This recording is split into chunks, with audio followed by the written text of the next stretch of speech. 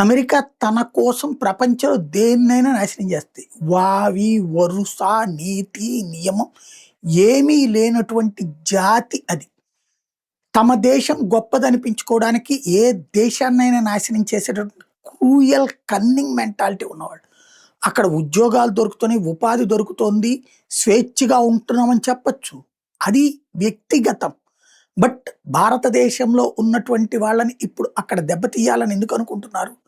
H1B వీసాలున్న ఏదో ఒక వంక పెట్టి ఎందుకు పంపించాలనుకుంటున్నారు? అంటే వాళ్ళ అవసరం ఉన్నంత వరకు భారత ప్రతిభను వాడుకున్నారు. ఇప్పుడు వాళ్ళు ప్రతిభావంతులు దొరికినప్పుడు మనల్ని అవమానకరంగా పంపించే ప్రయత్నం చేస్తున్నారు. అవహేళన చేస్తూ ఉన్నటువంటిది చూస్తున్నాం. అది వాళ్ళ నైజం, వాళ్ళ నిజ రూపం. మనకిప్పటిదాకా కనిపించిందంతా కూడా మేకవన్న పులి లాంటి మెంటాలిటీ. ఇదంతా ఇప్పుడు ఎందుకు చెప్పాల్సొస్తుందంటే, ఇజ్రాయెల్ ప్రధానమంత్రి నెతన్యాహు జాగ్రత్త పడాలి. సెక్యూరిటీ పెంచుకోవాలి. ఇప్పుడు ఇజ్రాయెలు అమెరికా మాటలను పట్టించుకోదు. ఇజ్రాయెల్ తన ఉనికి కోసం తను చూసుకుంటది. తన జాతకం తను చూసుకుంటది.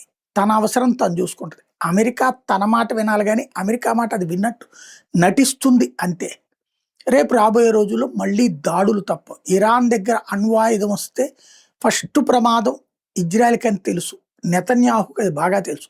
నెతన్యాహు ఆ మధ్యన దిగిపోయినప్పుడు వచ్చినటువంటి ఇద్దరు ముగ్గురు ప్రధానమంత్రులు కూడా ఈ గాజాలో ఉన్నోళ్ళందరినీ తీసుకొచ్చి ఇజ్రాయెల్‌లో పెట్టడం వల్లనే వాళ్ళే మొన్న హమాస్ వాళ్ళకిను, హిజ్బుల్లా వాళ్ళకి దారులు చూపి ఈ కుటుంబాల్లో ఇళ్లల్లో ఉన్నటువంటి అండర్ గ్రౌండ్‌లో ఉన్నోళ్ళ జీవితాలు కూడా నాశనం చేసినటువంటి రాక్షస జాతి.